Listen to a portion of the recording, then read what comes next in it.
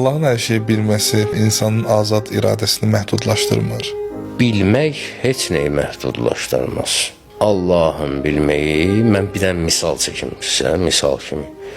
Bir müəllimin bilməyi kimidir. Bir müəllim tələbəyə baxanda bilir ki, bu oxuyan olacaq, olmayacaq. Əksər vaxtı da müəllimin fikri düz çıxır, düzdür. Niyə? Praktikasına əsaslanan ki, bununla oxuyan olacaq, olmayacaq. Müəllimin bunu bilməyi nəyisə məhdudlaşdırır tələbədə. Yox. Əlbəttə ki, yox. Allah bilir, Allahın elminin uzaq görənliyidir. Allah bilir, bilirsiniz nə deməkdir? Biz nəyi bilmirik? Qeybi bilmirik. Allah üçün qeybi yoxdur.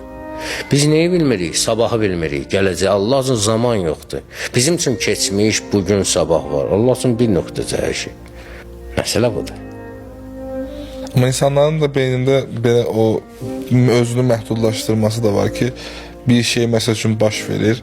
Əlin ya bir şeyi atmır, ya bilir ki, Allah bilir də olacaq da.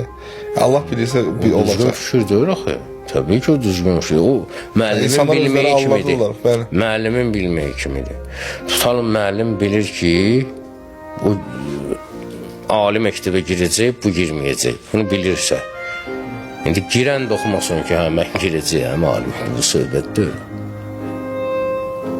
Və Allah Teala deyir ki, mənim bilməyimi qoy bir qırağa. Mənim bilməyimdə nə işim var?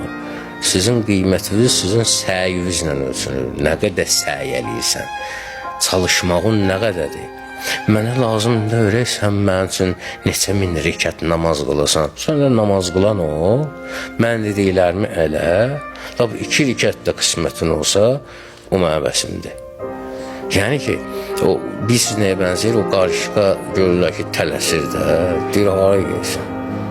Deyir ki, o dağın o tərəfində mənim dostum var, ona köməyə gedirəm, dağa çapmalıyam. Deyir, sən dağa, sən ölərsən, yəni nə olsun ki, ölsən də bilərəm ki, dost yolunda öldüm. Məsələ budur. Allahın bizdən istədiyi budur.